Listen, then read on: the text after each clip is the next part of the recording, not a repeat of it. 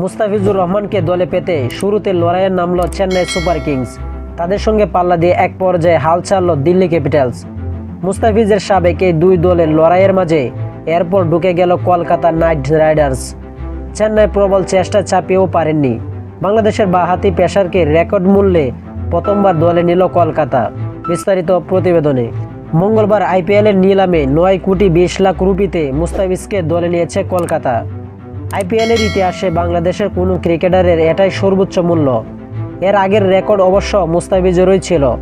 আইপিএলের গত আসরে বদলি হিসাবে 6 কোটি রুপিতে দিল্লি ক্যাপিটালসের হয়ে খেলেছিলেন মুস্তাফিজুর রহমান। বাংলাদেশের বাঁহাতি পেসার মুস্তাফিজুর রহমানের নাম উঠলেই নিলাম শুরু হয় 2 কোটি রুপি থেকে।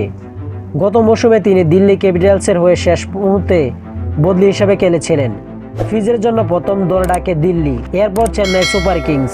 নিলামে যোগ দিয়ে তাদের চ্যালেঞ্জ জানায় চেন্নাই।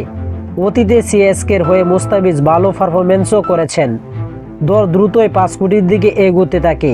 সিএসকে ও ডিসির মধ্যে চলে হাড্ডাহাড্ডি লড়াই। শেষ পর্যন্ত ডিসি সরে দাঁড়ায়। 5.4 কোটি এগিয়ে থাকে সিএসকে। ঠিক তখন নতুন রিডার হিসাবে হাজির হয় কলকাতা নাইট রাইডার্স। সিএসকে দর বাড়িয়ে 7 কোটিতে নেই। সিএসকে একটু সময় নেয় হিসাব নিকাশের জন্য, এরপর আবারও নিলামে ঝাঁপিয়ে পড়ে ফিজের জন্য বড় অঙ্কের পারিশ্রমিক নিশ্চিত করে যায়। ফ্রেমিং ক্লাসির সঙ্গে কথা বলেন, তারপর দল বাড়িয়ে নেয় 9 কোটিতে। কেকেআর একেবারে অনুরত 9.2 কোটি এগিয়ে যায় তারা। সিএসকে সরে দাঁড়ায়। শেষ পর্যন্ত 9 কোটি 20 লাখ রুপিতে মুস্তাফিজুর রহমানকে দলে নেয় কেকেআর। তো আশা করি যারা যারা স্পোর্ট গ্যালারি চ্যানেলটি সাবস্ক্রাইব করেন না, সবাই স্পোর্ট গ্যালারি চ্যানেলটি সাবস্ক্রাইব করবেন।